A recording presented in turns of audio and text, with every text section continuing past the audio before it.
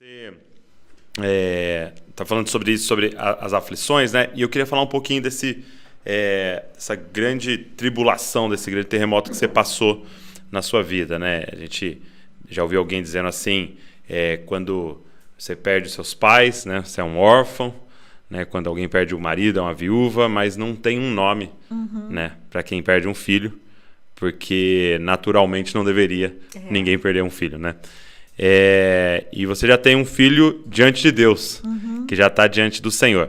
E eu queria saber como é que você fez para seguir em frente.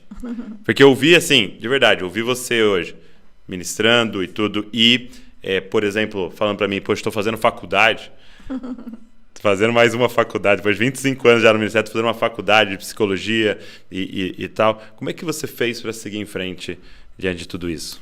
Então, pastor, Foi 2017, o nome né? para quem perde filho é despedaçada. Despedaçada. O meu filho partiu em 2016. 2016. Ele tinha 17 anos e 11 ele meses. tinha 17 anos. De uma meningite viral herpética. E foi muito rápido, né? A gente só teve 14 dias para se despedir dele ali no hospital. Mas, naquele momento ali, eu vou contar a minha experiência pessoal, porque luto não tem manual. E eu não posso dizer que tem que ser assim com todo mundo. Mas comigo foi da seguinte forma. Dentro daquela UTI, quando eu percebi que Deus levaria o meu filho, eu disse para Deus, Senhor, o Senhor sabe que o Senhor está levando 2. Né? O Senhor está levando o Mateus e a mãe do Mateus, porque eu não vou sobreviver a isso. Não vou de jeito nenhum. E ali naquele lugar de joelhos, chorando, no pé da cama, Deus me disse, Êxtila, dessa vez, o milagre é você. Foi essa frase que me sustentou. Foi a partir dessa revelação que eu tive ali naquele leito de morte, porque era a morte dele e a minha morte também, né? A morte do meu ministério, a morte de todos os projetos que eu tinha, de todos os sonhos. Porque eu estava desistindo de mim mesma ali, diante do Senhor. Mas diante dessa revelação, eu saí dali com uma nova palavra e eu acreditei nessa palavra. E eu enterrei o meu filho, foi o pior dia da minha vida, né? O meu marido enterrou o filho e a mãe 40 dias depois. E eu fui para o quarto orar e buscar a Deus, como eu sempre faço nos piores momentos da vida e nos melhores também, né? Mas ali era o pior e é o pior até hoje. Eu escrevi uma canção. Eu escrevi 2 canções, na verdade, mas essa canção foi a que deu norte para mim durante esse período, que foi O Milagre Sou Eu. Que inclusive está aí em todas as plataformas, você pode ouvir e compartilhar com alguém que você acredita que nesse tempo de luto coletivo precisa de uma palavra de direção.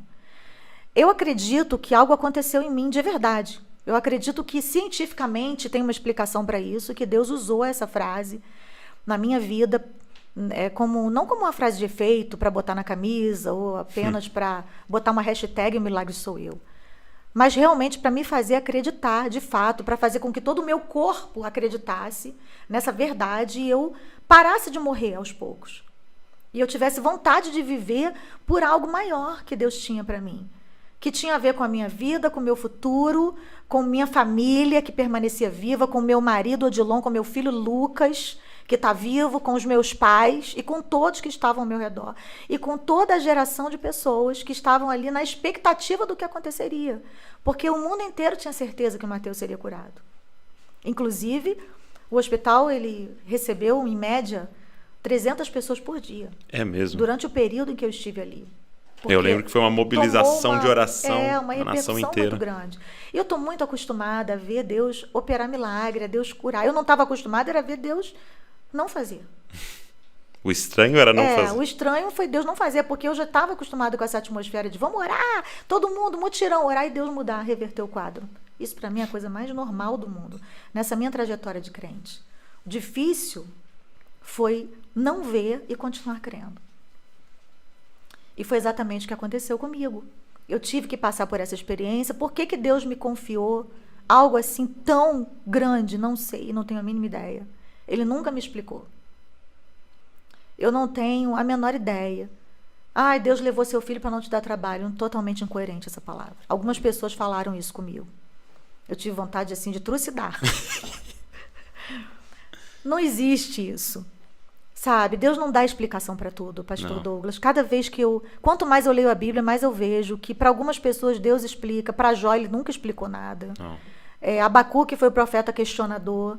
E Deus até explicou para ele que ia piorar, né, a situação do povo. E ele foi para a torre de vigia, ficou ali, depois cantou uma canção. E mesmo assim, Judá teve que passar pelo cativeiro babilônico. Tem coisas que são inevitáveis. Tem coisas que estão no nosso caminho, outras ele nos dá livramento. Sabe? A vida sempre vai ser assim. Deus prevalece, a sua vontade é soberana, e cabe a nós perdermos o controle para Deus, porque quem perde o controle para Deus sempre vence. E eu me considero uma vitoriosa. Sim. Eu me considero vitoriosa porque eu estou viva e participando da minha vida. Eu não só sobrevivi, como eu estou sendo o protagonista da minha história. De verdade. Tem hora que eu paro para chorar, é claro. Tem hora que eu não dou conta, tem hora que os gatilhos me levam de volta para aquele lugar e eu choro, mas eu sigo. A dor não me paralisa. Ela às vezes me alcança, mas não me paralisa. Visita, né? Mas não mora. Não. Tá? Não me domina. Eu não vivo mergulhada, imersa nesse mar de lágrimas. Mas eu sou uma pessoa que tem muita facilidade de falar do que eu estou sofrendo, do que eu estou vivendo. Eu não tenho medo de expor as minhas dores, as minhas fraquezas. E eu tenho certeza de que Deus tem algo para fazer com isso, porque Deus ele não desperdiça uma dor dessas na vida de ninguém. Eu tenho recebido muitos testemunhos de pessoas que saíram do luto depois que me viram sair. Mas lutos de 10, 20 anos. Uau! Eu não acho que Deus tenha feito isso por causa disso. Não estou dizendo que Deus precisou matar o meu filho para curar outras pessoas. Nem acho isso. Mas eu acredito piamente. Mas ele usa tudo, né? Que tragédias que acontecem na nossa vida, que são inevitáveis, elas estão também nas mãos de Deus e ele tem o poder de fazer com que elas cooperem para o bem, como diz ali, né, na carta de Paulo aos Romanos. Eu acredito nisso. E Deus tem feito isso na minha história, na minha vida. E eu louvo a Deus por isso. E eu estou seguindo em frente, ainda tenho outras batalhas para lutar, tenho outras vitórias para conquistar. Sim. E eu tenho certeza de que o Deus que começou a boa obra, ele é fiel para completá-la até aquele grande dia. Eu não tenho dúvida de que tudo o que ele determinou sobre a minha vida vai acontecer, que todas as promessas que ele tem para mim vão se cumprir. Alguns sonhos que eu tenho vão se realizar infinitamente melhores do que aquilo que eu sonhei, e outros que eu coloquei diante de Deus, que eu achei que fosse dessa forma, desse jeito, não vão ser exatamente como eu planejei. Mas eu já decidi também abrir mão dos meus sonhos e planos pessoais em prol dos projetos de Deus, porque eu sei que ele tem as melhores decisões. E eu acho muito interessante a sua história, porque ela, de uma vez por todas, nos mostra, nos ensina que não dá mais pra gente ficar crendo e pregando num Deus Papai Noel. Não, de forma alguma. Que você olha e fala assim, mas poxa, 20 e poucos anos de ministério, é assim que você me presenteia no 25 de dezembro? Entendeu? É assim que você faz, mas e isso aqui que eu fiz? Cadê meu prêmio aqui? Não é esse Deus. Não é essa relação de barganha, não é. É um Deus soberano e bom, né? Que sabe o que está fazendo. E como você disse, talvez um dia nos explique. Mas também se não explicar, ele é bom, ele é bom, ele é bom. E aliás, ele é bom foi a palavra que ele me deu ali no momento de despedida do Mateus, né? Eu gravei uma canção que diz: tu és bom em todo... com o Fernandinho. Em todo tempo eu sei que tu és bom. Porque foi a última, foi a palavra que prevaleceu no túmulo do meu filho. Quando me deram a palavra, a única coisa que eu lembrei foi o que o apóstolo Paulo declarou ali em Romanos 8, quando ele disse: nem a morte, nem a vida, nem os anjos, nem os principados, nem as potestades, nem o presente, nem o porvir, nem a altura, nem a profundidade, nem qualquer outra criatura poderão nos separar do amor de Deus em Cristo Jesus, né, que está em Cristo Jesus. Eu não tenho dúvida do amor de Deus. Ele não me ama mais quando eu estou vivendo um bom momento. Ele não me ama menos quando eu estou no pior momento da minha vida. O amor de Deus, ele permanece intacto. E essa certeza é que me dá força para seguir em frente. Sim. Eu tenho certeza que ele me ama. Deus não fica paparicando quem ele ama. Quando Elias passou por aquele momento terrível dele, né, de querer morrer, inclusive querer desistir da vida, e olha que ele era um homem de autoridade. Eu nunca vi um homem mandar parar de chover, mas Elias mandou e parou. né? Ele mandou voltar a chover e voltou, então, e depois estava ali fugindo de Jezabel. E parece uma coisa tão tola, mas foi o ápice da dor dele. Foi um momento, sabe, de grande desgaste emocional para um profeta. Profetas passam por desgaste emocional. Profetas vivem momentos na vida em que eles não dão conta, porque a gente está dentro de um corpo e existe uma lei aqui, né, espiritual, de que se você não descansa, se você não se cuida, você pode ter um burnout da vida, você pode ter um desgaste a ponto de você não querer seguir em frente. E Elias teve esse momento. E Deus não ficou, tadinho, senta no meu colo, pode deixar que eu vou acabar com Jezabel. Não. Deus tratou ele como tinha que tratar. Deus deu para ele pão, Deus deu para ele água, Deus mandou ele caminhar, Deus mandou ele andar. Claro que tinha ali uma mistura de coisas, né? Uma tipificação daquilo que a gente precisa ter na vida, que é o pão do céu, que é Jesus Cristo, que é a água do Espírito Santo, mas também tinha pão e água. A gente precisa de pão, a gente precisa de carboidrato, a gente precisa de água, a gente tem que caminhar, fazer exercício físico. A gente precisa... Olha, é tão sério isso, Douglas, que teve dias na minha vida, na elaboração do luto do Mateus, em que eu orava, eu buscava Deus, eu chorava, eu lia a Bíblia, eu ouvia a mensagem e não me consolava. E o Espírito Santo falava para mim, vai para a esteira. É mesmo? E eu fazia 40, 50 minutos de esteira.